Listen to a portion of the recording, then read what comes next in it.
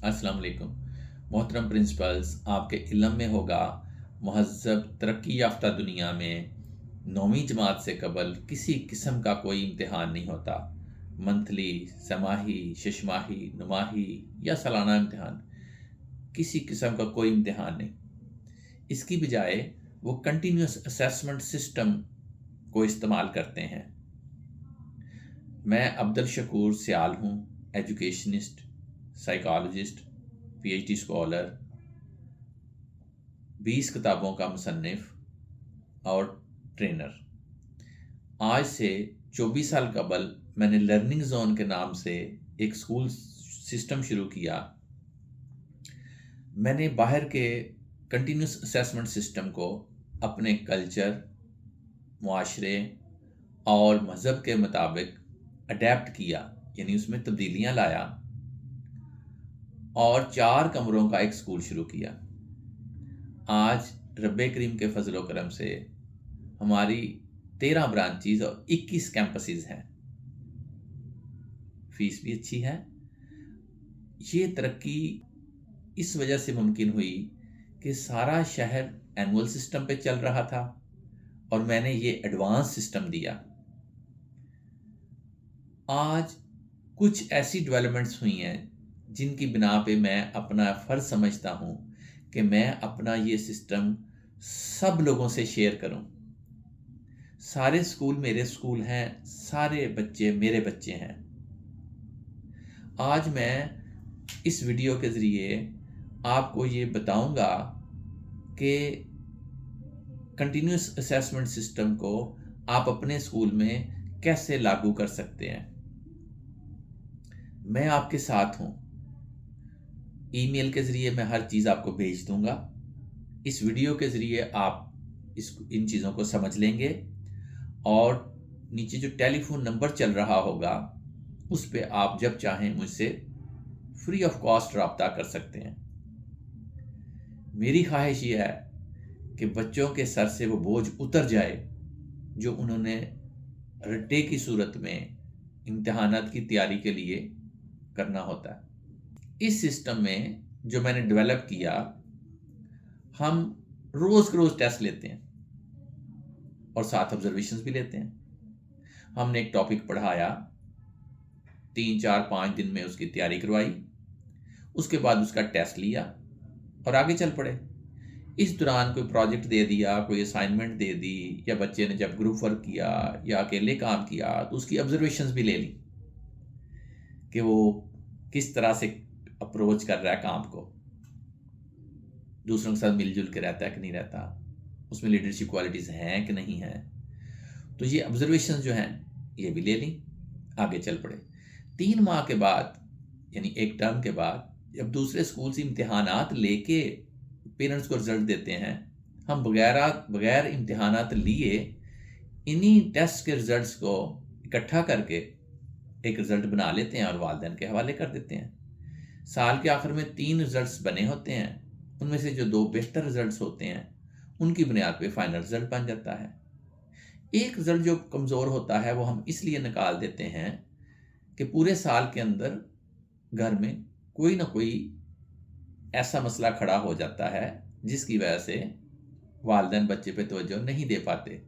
ये खुशी का मौका भी हो सकता है और किसी गमी का भी, किसी प्रॉब्लम का भी। वालिदैन हज पे चले गए, कोई नया मेहमान आ गया, कोई बीमारी, गमी, कोई शादी, तो 2 बेहतर रिजल्ट्स की बुनियाद पे फाइनल रिजल्ट बन जाता है। 3 बड़े फ़ायदे हैं इस सिस्टम के। नंबर 1, मेरे बच्चों पे पढ़ाई का बोझ नहीं पड़ता। उन्होंने एक टॉपिक पढ़ना है, टेस्ट देना है, आगे चलना है, एक लेसन तैयार करना है या एक एक्सरसाइज तैयार करनी है या एक्सरसाइज का कुछ हिस्सा, और आगे चल पड़ना है। हाँ, अगर कोई चीज़ अहम है तो उसको दोबारा रिवाइज कर लेते हैं। दूसरा फ़ायदा, मेरा बच्चा सारा साल मेहनत करता है। मैं और आप एनुअल सिस्टम में पढ़े थे और हम क्या करते थे, 8 9 10 महीने कुछ नहीं थे पढ़ते। साल के आखिर में टीचर डंडा पकड़ता था और हम सिलेक्टिव स्टडी करते थे, गैस लगवाते थे, टीचर के पास ट्यूशन पे चले जाते थे। हमारा मकसद इल्म हासिल करना नहीं था, हमारा मकसद क्लासेस को पास करना था। और ये सिस्टम अमली ज़िंदगी से मैच नहीं करता, क्योंकि अमली ज़िंदगी में तो हम 1 महीना भी छुट्टी नहीं कर सकते अपने काम से। तो ये जो कंटिन्यूस असेसमेंट सिस्टम है, जिसमें हर टेस्ट जो है वो फाइनल रिजल्ट में शामिल होगा, बच्चे को मजबूर करता है कि वो हर रोज़ मेहनत करे। और अगर वो 8 साल मुसलसल मेहनत करता है, तो ये मुसलसल मेहनत उसकी शख्सियत का हिस्सा बन जाती है। तीसरा फ़ायदा ये है कि हमें कुछ 30 से 35-40 दिन अज़ाफ़ी मिलते हैं पढ़ाने के लिए। दूसरे स्कूल्स में जब भी कोई टर्म एग्ज़ाम्स आते हैं, 1 हफ़्ता पहले पढ़ाई बंद हो जाती है, पिछली चीज़ों को रिवाइज़ किया जाता है, रट्टे लगाए जाते हैं और फिर 1 हफ़्ता पेपर्स में इस्तेमाल होता है। 14 दिन में बच्चे ने आगे से एक लफ्ज़ नहीं पढ़ा होता, जबकि हमारे यहाँ पढ़ाई नहीं रुकती। टीचर टेस्ट लेता है, एंट्री कर लेता है और आगे चलते हैं। जब भी हम उसे कहते हैं रिजल्ट बना दो, 1 से 2 दिन में रिजल्ट बना देता है। ये दिन फिर हमें अज़ाफ़ी मिलते हैं। 5वीं तक यही सिस्टम चलता है। 6ठी, 7वीं, 8वीं में हम ट्राइमेस्टर करते हैं। बच्चे से कहते हैं भैया अब तुम हमारे कंधों जितने हो गए हो, अब थोड़ा सा बोझ उठा लो, 1/3 का, 1/3 का। तो 1/3 सिलेबस पढ़ाते हैं एक टर्म में, उसका इम्तिहान लेते हैं। अगली टर्म में अगला पोर्शन, फाइनल टर्म में फाइनल पोर्शन, फिर उसी तरह से 2 बेहतरीन रिजल्ट्स को मिला के फाइनल रिजल्ट बन जाता है। तो अब 1/3 का बोझ पड़ा बच्चे पे। 9वीं में जाके बच्चा एडवांस कंट्रीज़ की तरह पहली दफ़ा पूरी किताब का इम्तिहान देता है और रब्बे करीम के फजल व करम से बेहतरीन रिजल्ट्स लेके आता है। जब हमारे बच्चे मैट्रिक के इम्तिहान में अपीयर हुए, तो पहले साल से ही हमारे रिजल्ट्स बड़े शानदार थे, लेकिन चौथे साल से हमारी पोजीशंस आना शुरू हो गई और चौथे साल से लेके आज तक 10 साल हो गए, हमारा कोई ना कोई बच्चा शहर में या बोर्ड में टॉप 3 पोजीशंस में फॉल कर रहा है। 2024 में हमारी एक स्टूडेंट जो है कंप्यूटर्स ग्रुप में, उसके मार्क्स गुजरांवाला बोर्ड में सबसे ज़्यादा हैं। ये तरक्की जो है, इस चीज़ की ज़ामन है कि ये सिस्टम जो मैंने डेवलप किया वो काबिल अमल है और उसके रिजल्ट्स भी बड़े अच्छे हैं। तो आइए बच्चों के लिए आसानी पैदा करते हैं। मुझे उम्मीद है रब्बे करीम आपके लिए भी आसानी पैदा करेंगे। तो अब मैं आपसे सिस्टम शेयर करने जा रहा हूँ। ये पहली शीट है टेस्ट एंटरिंग शीट। टीचर ने जब भी कोई टेस्ट लेना है, इसमें एंटर कर देना है। ऊपर टेस्ट के नंबर्स हैं, तारीखों के साथ हैं, और ये भी है कि ये बता के लिया गया या कि सरप्राइज लिया गया। और एक तरफ जो है बच्चों के नाम हैं, और फिर उन नामों के आगे जो जो टेस्ट बच्चा देता जाएगा उसके नंबर एंटर होते जाएंगे, टोटल मार्क्स भी और ऑब्टेन्ड मार्क्स भी। जब एक टर्म ख़त्म होगी तो जो टेस्ट हुए होंगे उनका रिजल्ट कंपाइल कर लिया जाएगा। हर सब्जेक्ट की इस तरह से एक शीट बनेगी। ये इंग्लिश के सब्जेक्ट की शीट है। उर्दू वाले टीचर के पास उसकी शीट होगी, और जो जो टेस्ट होते चले जाएंगे वो एंटर करता जाएगा। एक माह में मेजर सब्जेक्ट के 3 से 4 टेस्ट होते हैं, और फिर 1 माह के बाद टीचर टिक भी लगा देता है कि मैसेज जो है इन टेस्ट के वो घर में गए थे। हर टेस्ट के बाद मैसेज भी घर में भेजना है और टेस्ट भी घर में भेज देना है। घर वाले भी रिकॉर्ड रखना चाहें तो रख लें, लेकिन सारा रिकॉर्ड इस पे मौजूद होगा, टेस्ट एंट्रिंग शीट पे। डाटा जो है फिर वो जाएगा क्वांटिटेटिव शीट पे, जिसको रिजल्ट शीट भी कहते हैं, एक टर्म की रिजल्ट शीट। अब आइए उसको देखते हैं। ये शीट जो है ये क्वांटिटेटिव असेसमेंट की शीट है। हमारी जो असेसमेंट है वो 2 लेवल्स पे होती है। एक में क्वांटिटेटिवली यानी मिकदारी शक्ल में, आदाद की शक्ल में डाटा दिया जाता है, वालिदैन को रिजल्ट दिया जाता है, और फिर उन्हीं सब्जेक्ट्स के मुख्तलिफ आस्पेक्ट्स जो हैं उनके हवाले से क्वालिटेटिव रिजल्ट भी तैयार किया जाता है। मसलन इंग्लिश में बच्चे ने जो ग्रेड हासिल किया वो यहाँ पे नज़र आएगा, लेकिन बच्चा इंग्लिश बोलता है कि नहीं बोलता, पढ़ता है तो रवानी के साथ पढ़ता है या कि अटक अटक के पढ़ता है, उसको अल्फाज की शिनाख्त कितनी अच्छी है, उसकी क्रिएटिव सेंटेंसेस बनाता है कि नहीं बनाता, तो ये दूसरी शीट में जाएगा, क्वालिटेटिव शीट में। क्योंकि हर सब्जेक्ट जो है सिर्फ उसके मार्क्स अहम नहीं है, उसकी बाकी चीज़ें भी अहम है। तो इस शीट पे क्वांटिटेटिव रिजल्ट है, यानी क्वांटिटी के एतबार से चीज़ें बताई गई हैं कि इंग्लिश में बच्चे का ग्रेड ए है, और हम मार्क्स नहीं देते, हम ग्रेड्स देते हैं ताकि बच्चों में जो 19-20 के फ़र्क से डिस्क्रिमिनेशन होती है वो ना हो, और बच्चों में मुकाबलेबाजी ना हो, हसद, गुस्सा, नफरत, इस तरह के जज्बात जन्म ना लें। तो ग्रेड्स दे दिए जाते हैं और नीचे फिर टीचर के कमेंट्स भी होते हैं।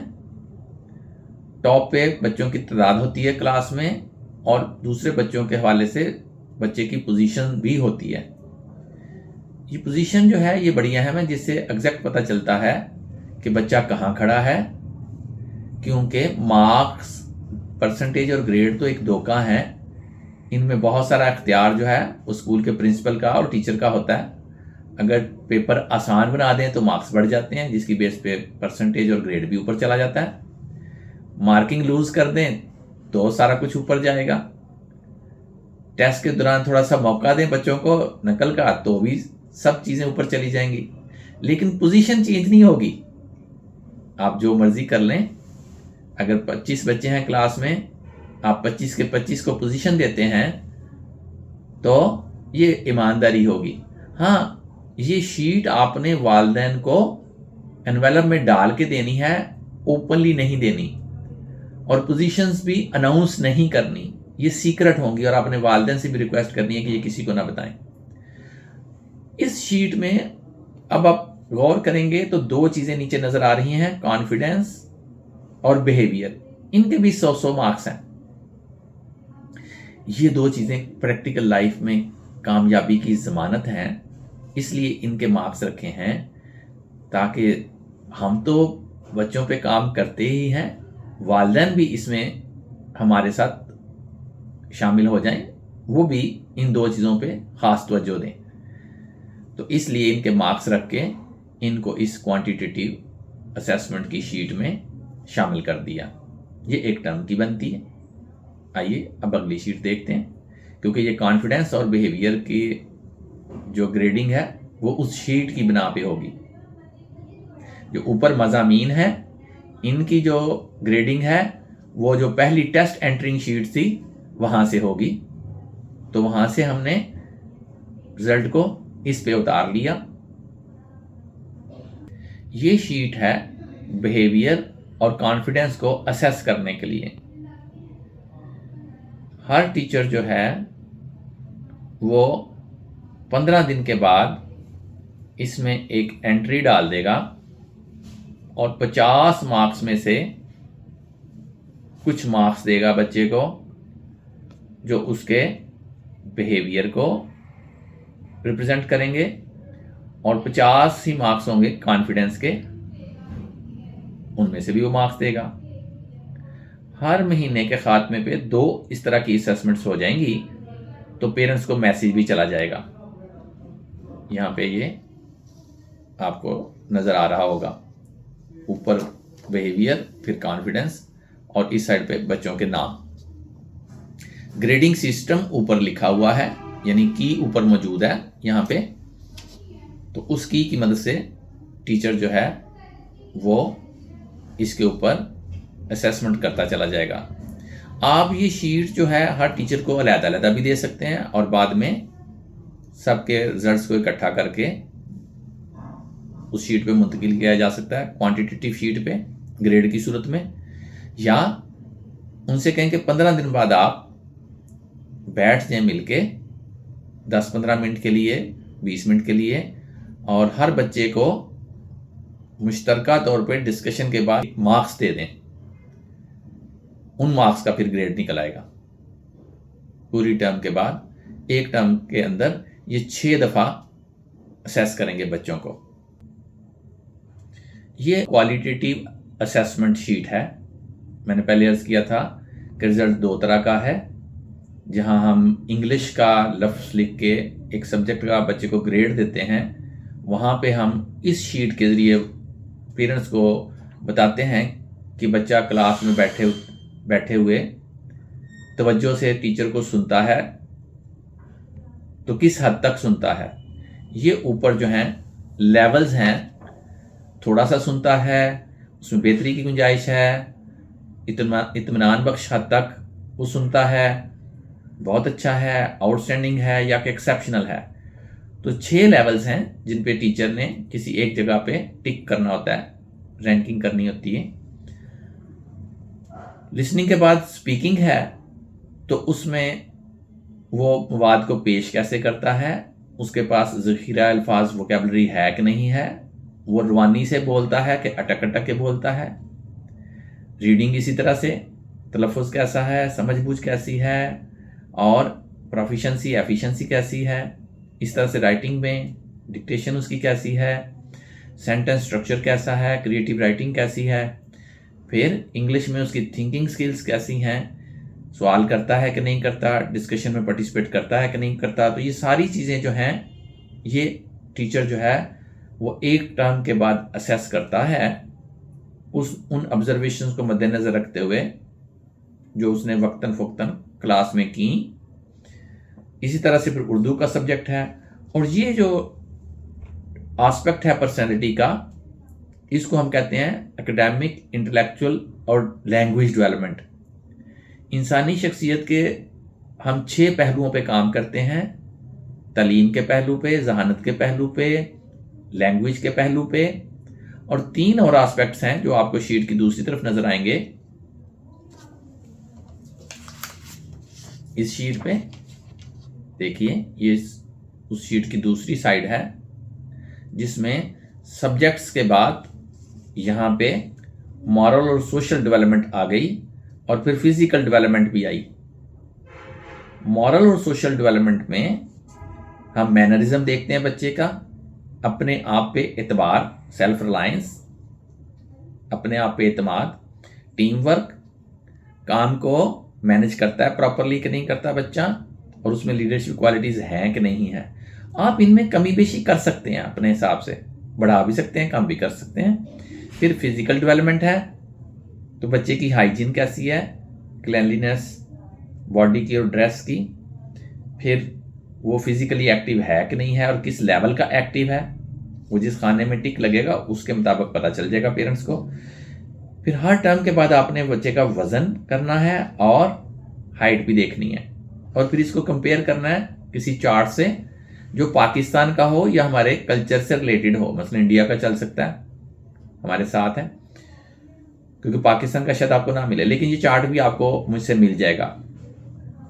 जो वर्ल्ड हेल्थ ऑर्गेनाइजेशन का चार्ट है, प्लीज़ उससे कंपेयर ना कीजिएगा, क्योंकि वो चार्ट यूरोप के ममालिक के हवाले से बना हुआ है, और जिसमें एक बच्चा जो 18 साल का है उसका कद जो है वो 5 फुट 10 या 11 इंच है। हमारे यहाँ 5 फुट 10 11 इंच का बंदा नहीं होता, हमारे यहाँ 5.5 फुट के लोग हैं या उससे थोड़े से ज़्यादा। तो फिर आप पेरेंट्स को बताएंगे कि आपका बच्चा ओवरवेट तो नहीं है, अंडरवेट तो नहीं है। अगर ओवरवेट है, मोटा है, तो फिर आप उनसे कहेंगे कि इसकी जंक फूड बंद करें और इसको एक्सरसाइज करवाएं। तो ये क्वालिटेटिव आस्पेक्ट हर मजमून के हवाले से और बच्चे की शख्सियत के हवाले से वालिदैन को आगाही देता है, और उसकी बेस पे फिर टीचर्स भी और घर वाले भी बच्चे की शख्सियत पे काम करते हैं और एकेडमिक्स पे भी काम करते हैं। अब अगली शीट पे चलते हैं। आपने क्वालिटेटिव असेसमेंट में देखा कि हम बच्चे के मैनरिज्म को, सेल्फ रिलायंस को, team work, management, leadership qualities, hygiene और फिजिकल एजिलिटी को एसेस करके वहाँ पे शो करते हैं। तो इस शीट के ज़रिए टीचर रिकॉर्ड रखेगा, हर 15 दिन बाद वो असेस करेगा इन चीज़ों को, और यहाँ पे 1 से लेके 6 स्केल तक रैंकिंग कर देगा, जिनकी बेस पे फिर हम एक ग्रेड निकाल लेते हैं। तो अगर आप यहाँ पे देख रहे हो तो यहाँ पे बच्चे के नाम हैं और आगे 4 टीचर हैं, तो चारों टीचर जो हैं वो अपने अपने हिसाब से बच्चे को रैंक कर देते हैं 1 to 6 स्केल पे, और फिर इनकी एवरेज निकाल के, परसेंटेज निकाल के ग्रेड निकाल लिया जाता है। ये हेल्प आउट करती है और ये आप लगा सकते हैं क्लासरूम में सॉफ्ट बोर्ड पे भी, और टीचर जो है वक्तन फ़वक्तन इस पे बच्चे को मार्क्स देते चले जाते हैं रैंकिंग करके। अब आते हैं फाइनल रिजल्ट की तरफ। ये फाइनल रिजल्ट है और इसमें हम मुख्तसरन बताते हैं कि फर्स्ट टर्म में उसकी बच्चे की कैसी परफॉर्मेंस थी, सेकंड टर्म में कैसी थी, थर्ड टर्म में कैसी थी, फिर इनमें से 2 बेहतर की एवरेज निकाल के तो ओवरऑल परफॉर्मेंस का इंडिकेटर आ गया, परसेंटेज और ग्रेड आ गया। नीचे फिर बच्चों की तादाद क्लास में और बच्चे की रिलेटिव पोजीशन, और एक बड़ी अहम चीज़ कि जो बच्चा फर्स्ट पोजीशन पे आया उसकी परसेंटेज क्या है, ताकि उसके कंपैरिजन करके वालिदैन को अंदाज़ा हो जाए कि हमारा बच्चा जो है वो फर्स्ट पोजीशन वाले बच्चे से कितनी दूर है, यानी क्लास में जिस बच्चे ने सबसे ज़्यादा मार्क्स लिए उसकी क्या परसेंटेज है। इससे वालिदैन को अंदाज़ा होता है अपने बच्चे की स्टैंडिंग का, फुटिंग का। इसमें आपके लिए भी सहूलत है कि बाज़ का कई बच्चे नेक टू नेक होते हैं और वालिदैन जो हैं वो आ जाते हैं लड़ाई झगड़ा करने कि जी हमारा बच्चा जो है वो फर्स्ट पोजीशन का हकदार था और आपने ये कुछ गड़बड़ की है। तो यहाँ से उनको घर बैठे पता चल जाता है कि अगर बहुत थोड़ा फ़र्क है तो कोई बात नहीं, बच्चा अगर 7वीं पोजीशन पे है और 1% का फ़र्क है तो मुकाबला नेक टू नेक है, बड़ा क्लोज है। हो सकता है कि अगली दफ़ा बच्चा जो है वो तो 2, 4, 5 नंबर लेके फर्स्ट पोजीशन पे आ जाए। तो ये पेरेंट्स के लिए बड़ी आसानी और टीचर्स के लिए भी, स्कूल के लिए भी बड़ी आसानी का बायस है ये पॉइंट। नीचे टीचर्स के कमेंट्स हैं और फिर सिग्नेचर्स हैं। तो ये मुकम्मल हो गई हमारी सारी जो है असेसमेंट और रिजल्ट भी बन गया। मोहतरम प्रिंसिपल्स, मुझे उम्मीद है कि आप को मैं ये चीज़ें समझा पाया हूँगा, लेकिन कहीं ना कहीं प्रॉब्लम्स रह गई होंगी। मेरा नंबर नीचे चल रहा है, ईमेल नंबर चल रहा है, यूट्यूब पे भी आप मुझे सर्च कर सकते हैं, ये वीडियो यूट्यूब पे भी होगी। मज़ीद हेल्प के लिए आप मुझसे रब्ता कीजिए, मैं बिल्कुल आपके लिए हाज़िर हूँ, क्योंकि मैं ये चाहता हूँ कि हम सब मिलजुल के अपने बच्चों की ज़िंदगियों में आसानी पैदा करें और दुआ करें कि रब्बे करीम हमारी ज़िंदगियों में आसानी पैदा करें। क्योंकि बच्चे को जब आधी किताब, पूरी किताब याद करनी पड़ती है तो सोचिए 4 साल का बच्चा, 5 साल का बच्चा, 6 साल का बच्चा, तो मैं समझता हूँ कि ये कोई अच्छी बात नहीं है। मैं कोई सख्त लफ्ज़ नहीं बोलना चाहता। आप ज़रा उस बच्चे की जगह पे जाइए जिसने पूरी किताब याद करनी है, छोटी सी उम्र है, दुनिया में कहीं ऐसा नहीं होता। तो मैं आपके साथ हूँ और एक सक्सेस स्टोरी है मेरे पास 24 साल की। और आखिरी बात, सोचिए ज़रा, चैट जीपीटी के आने के बाद क्या हमें बच्चों को पूरी पूरी किताब, आधी आधी किताब, 1/3 किताब याद करवाने की ज़रूरत है छोटे छोटे बच्चों को? आप एकदम से बड़ा स्टेप नहीं लेना चाहते, कोई बात नहीं, शुरू की 2, 3, 4 क्लासेस से ये शुरू कर लीजिए। हर साल 1, 2, 2 क्लास चल के ऊपर चले जाइए, 2, 2, 3, 3 क्लासेस करके। तो 3, 4, 5 साल में आपका स्कूल जो है वो एग्ज़ाम फ्री स्कूल होगा। और यकीन कीजिए, आप सिर्फ एक बात वालिदैन से कहिए इस सिस्टम पे जाके कि भाई मेरा स्कूल तो उस तरह पढ़ाता है जैसे अमेरिका, इंग्लैंड, यूरोप में पढ़ाई होती है। आप मेरे मोबाइल से फ़ोन करें अपने किसी अजीज़ रिश्तेदार को जो बाहर है अच्छे मुल्क में, और अब तो बदुओं को भी अक्ल आ गई। आप कुवैत में देखें, कतर में देखें, सऊदीया में देखें, यही सिस्टम राइज है। एक कॉल करवाइए, जब पेरेंट्स को पता चलेगा कि पूरी महज़ब तरक्की याफ्ता दुनिया में ऐसे ही पढ़ाई होती है, तो यकीन कीजिए आपके दाखिले बढ़ेंगे। आपकी आमदन में इजाफा होगा इंशाअल्लाह। अल्लाह करीम आपका हामी और नासिर हो। अस्सलाम वालेकुम।